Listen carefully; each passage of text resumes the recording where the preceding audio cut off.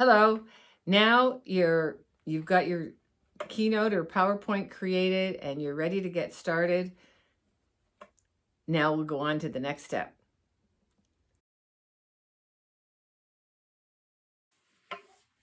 Hi, my name's Cheryl and I like to help teachers teach. Next thing I want to talk about is the sequence in which I teach chords.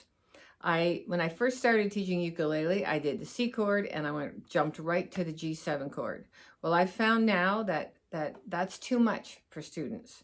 They're jumping to a 3-note chord, a 3-finger chord that quickly is really hard on them, especially if they've never done anything like that. And to be fair, some junior grade students have difficulty with fine motor. And sometimes if you're teaching seniors, sometimes there's arthritis that gets in the way. So I start with the C chord always. And as I mentioned a couple videos ago that left-handed and right-handed can be a factor. I see the debate on Facebook frequently. I would encourage you to have students play. Mel Bay has a left-handed guitar chord chart. So they're looking at the same guitar chords, the same chart, and they just turn the other way and play. And I find it easier for my brain as the teacher, but also if a student is out with a bunch of friends and somebody said, hey, here's a uke, why don't you jam with us?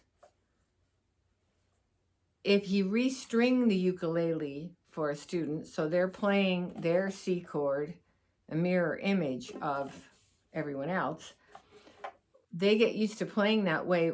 When they pick up someone else's uke to jam, if the opportunity arises, they don't know how to play it.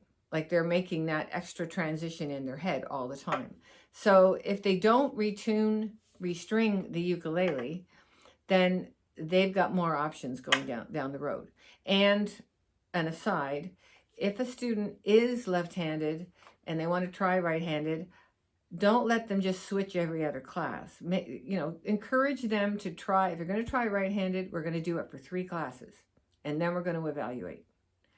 Or if they're going to go left-handed, we're going to do it for 3 classes, and then evaluate so that they've given it a real try. They're not just switching every time they think it's getting harder. Okay, so chord sequence. We're starting with the C chord, and they strum down, just doing straight down strums. They're strumming with their nail, straight down, and the sweet spot is in front of the hole. And so students will find the right spot on their arm so that their finger falls naturally in that spot. So they're doing the C chord, A minor, back to C, A minor. Now, the next chord I do is F, because F, you only add a finger to A minor. So I don't show them the chord diagram first. I say, put your fingers on an A minor chord. Now, take your first finger and put it on the second string. Remember, strings are labeled like floors in an apartment building. So 1 is closest to the floor, 2 is the next one up. So second string, first fret, and then strum. And then I show them the diagram that this is what you've just done, is this is an F chord. And so now they can play C, F, C, F. And I encourage them to look at their fingers while they practice that switch a few times, so they actually see where it's going.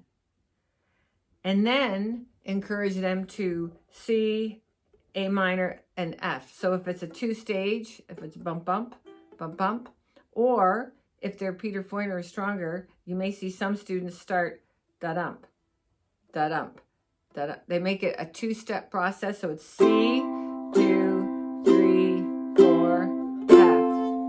And it's a 2-step application of the fingers to get that chord. But C, A minor, and F. First of all, C and A minor, you can play the song Roar. And Cynthia Lynn has a video where she shows the chords on the bottom, a play-along video for Roar. And it's like the first half of the song, but it helps them practice the C and the A minor. And it also helps develop that idea that when you're changing chords, you don't get to stop and take a break. It's like bouncing a basketball. If you miss a bounce, the ball's gone. You can't take your hand away and then just pick it up again. It's gone. It's the same thing with music. The beat goes on. So for C and A minor, they can play the song Roar. Once they've got those two, then I introduce the F chord the way I just explained. And then they can play Thunder by Imagine Dragons. They can play Good to Be Alive by Meghan Trainor. I think I said her name right. And Best Days of Your Lives by American... Anyway, but they are all ukulele play-alongs. And if you put in Roar, ukulele, if you put in Thunder, ukulele, if you put any of these, or if you even put in C, A minor, F, ukulele, you will get a list of songs that include those chords that will help you play them. So that's a start. And I will include a chord chart that I created. And what it's a list of play-alongs from easiest to more difficult in the sequence of chords that the way I teach the chords. So from easiest to more difficult. I will attach that as a PDF underneath this video so that you can see the sequence. It's important to remember I use my keynote to teach the chord, the new chord. I get them practicing, and the little practice grids of, as I showed you, of how to play, practice the new chord so they're comfortable with the chord. And then I do a play along video that helps them practice that new learning and solidifies it for them. Keep in mind when you're organizing a class, I start with something that they've done before, something that's not brand new. Now, we just talked about the first class, but then coming back the second class, you're going to start with something they've played before and maybe struggled with a little bit, so you'll work on that a little. Then you do the new learning in the middle of the class, but you always end the class with the song they play really well. Don't start the class with all the songs they know and then get into the new learning, because at that point they think it's easy and their brains are not turned on for the new learning. If you just do them a short warm-up and then the new learning in the middle and then end with something they're really comfortable with, that's going to bring them back to the ukulele class in a good frame of mind. Okay, take care. See you next time.